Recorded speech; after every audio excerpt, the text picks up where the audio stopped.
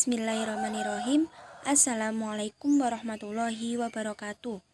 Kami dari kelompok 8 yang beranggotakan Afandi Rahmawan Kusuma dan saya sendiri Widya Wahyu Ningtyas. Kami di sini akan menjelaskan mengenai bab tentang perbandingan pemikiran pendidikan Arthur Schopen dan Fazlur Rahman.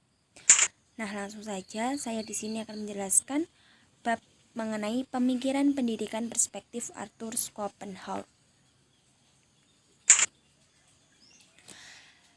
Dan di sini kita akan belajar mengenai latar belakang Arthur Schopenhauer, gagasan-gagasan Arthur Schopenhauer, dan dari Schopenhauer ke Nietzsche, pemikiran pendidikan teori nativisme dan karyanya.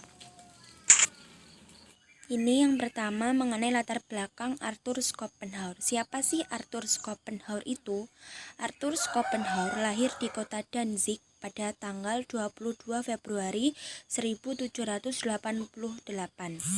Dia disebut sebagai seorang filsuf yang masih mempunyai hubungan erat dengan idealisme Jerman dan murid ideal dari Kant Hadirman. Yang perlu kita ketahui, filsuf adalah orang yang sedang mencari kebenaran atau kebijaksanaan terhadap suatu ilmu pengetahuan. Nah, terus ini Immanuel Kant itu siapa? Immanuel Kant itu salah satu seorang filsuf dari Jerman. Dia itu mencoba meneliti, mengajar, dan menulis tentang filsafat mengenai pencerahan antropologi pada akhir abad ke-18. Immanuel Kant ini termasuk salah satu pelopor dari munculnya gagasan-gagasan Arthur Schopenhauer. Terus, pada tahun 1799, Schopenhauer sekolah di Hamburg yang bertempat di Inggris. Awalnya, dia itu lahir di Danzig. Terus, dia melanjutkan studinya di Inggris.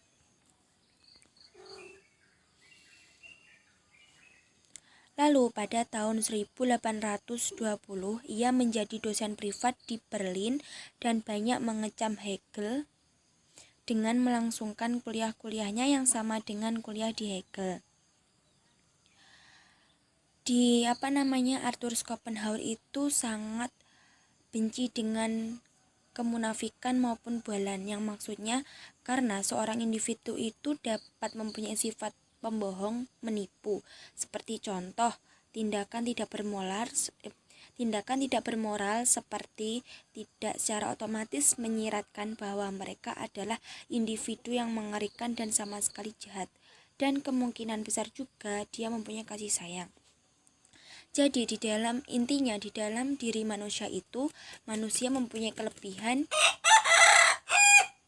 dan kekurangan masing-masing.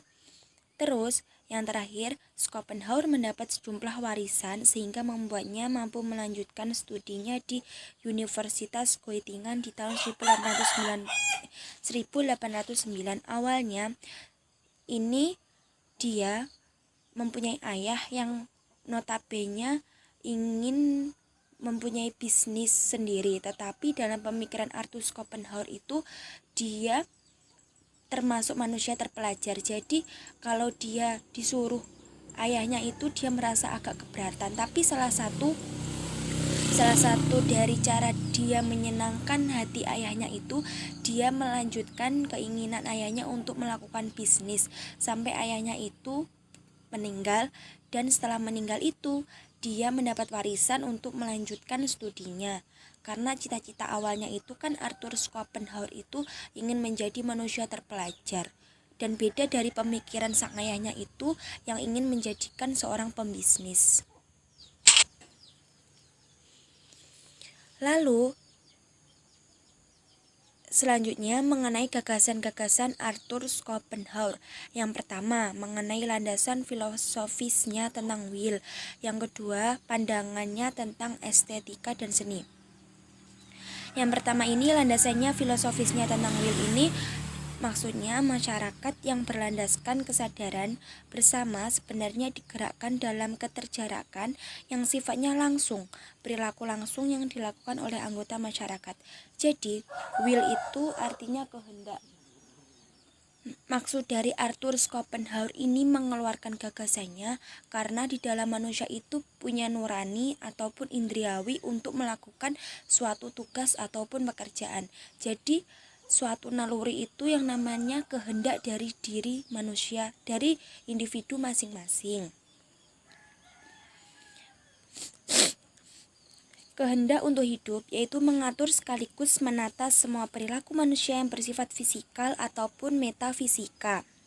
Fisikal di sini maksudnya masyarakat itu dianggap oleh pemerintahan sebagai pengeluaran dari program-program dari program-program pemerintahan. Jadi masyarakat di sini menjadi objek dari pemerintah untuk menjadikan kebijakan-kebijakan tersebut agar diimplementasikan dalam kehidupan di masyarakat. Terus yang kedua, metafisika itu yaitu hakikat fundamental tentang keberadaan sifat-sifat manusia yang ada dalam diri manusia dan termasuk yang sudah melekat dari lahirnya. Terus yang kedua pandangannya tentang estetika dan seni. Estetika dan seni ini Arthur Schopenhauer itu sangat mengenai musik. Tapi musik tidak hanya bentuk dari kesenian yang selalu diturunkan dari ide-ide atau sebagai duplikat dari pengalaman faktual, tetapi wujud dari kehendak. Maksudnya di sini musik, kita bertumpu pada musik. Musik itu tidak hanya bentuk kesenian, tetapi termasuk ide-ide atau duplikat ide-ide dari pengalaman individu, pengalaman seseorang, ataupun kejadian yang sudah dilakukan seseorang itu, tetapi yang bersifat faktual ataupun aktual.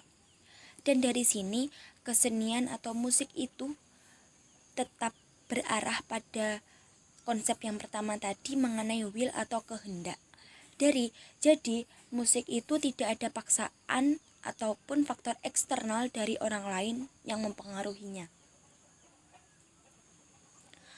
Terus yang ketiga adanya etika.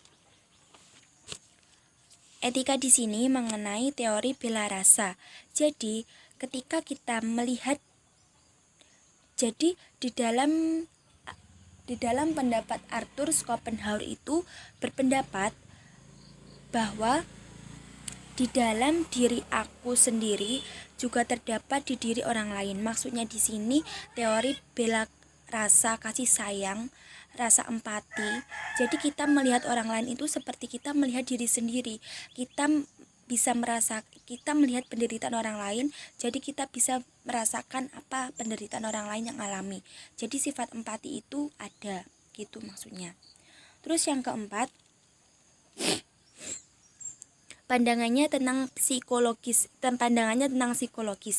Psikologis ini dalam artian terhindarnya dari kepunahan atau evolusi, kemudian menentukan susunan-susunan komposisi dari generasi selanjutnya. Dari sistem psikologis ini, hubungan antara perempuan dan laki-laki dalam meneruskan generasi selanjutnya melalui cara reproduksi. Terus yang kelima, gagasan politik dan sosial. Tetapi dalam gagasan politik dan sosial ini Arthur Schopenhauer kurang mendalami karena dia memasukkan teori-teori sedikit mengenai politik itu di dalam bukunya.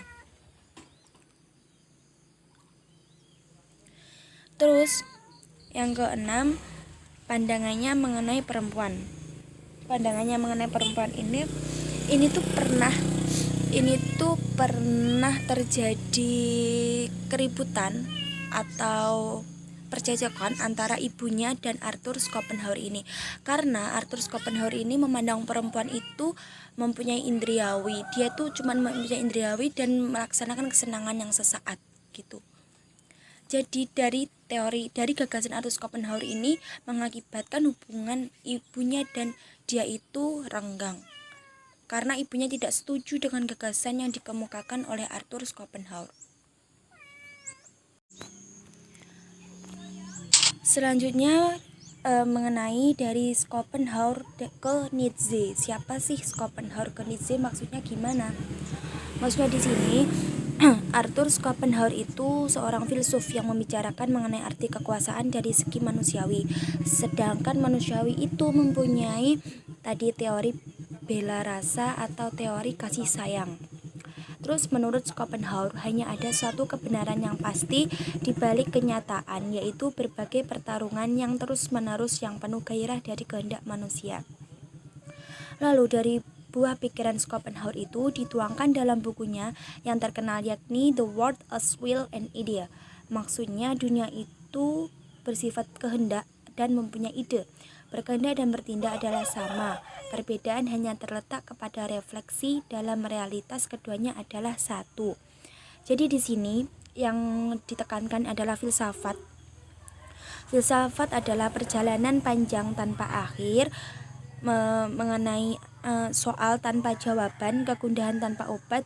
Jadi setiap pemikiran satu filsuf itu selalu berkoheren atau berhubungan antara satu filsuf dengan filsuf lainnya.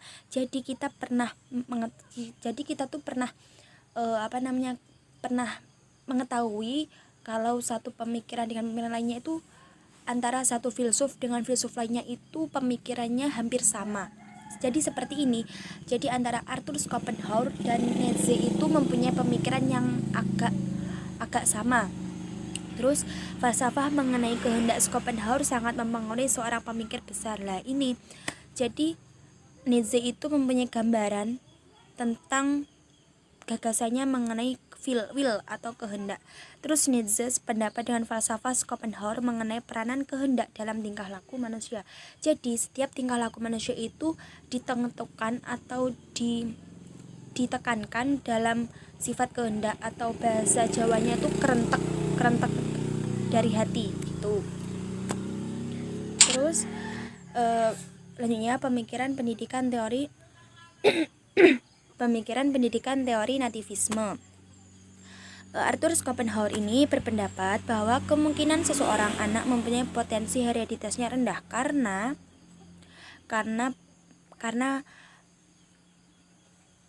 potensi dan daya kembang seorang anak itu tidak berubah.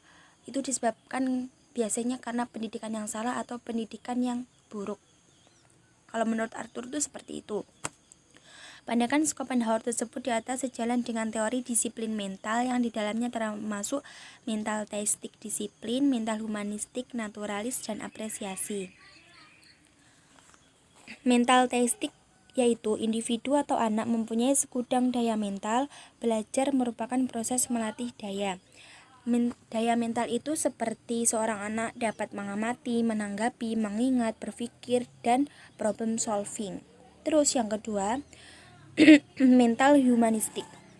Mental humanistik itu hampir sama dari mental teistik, tetapi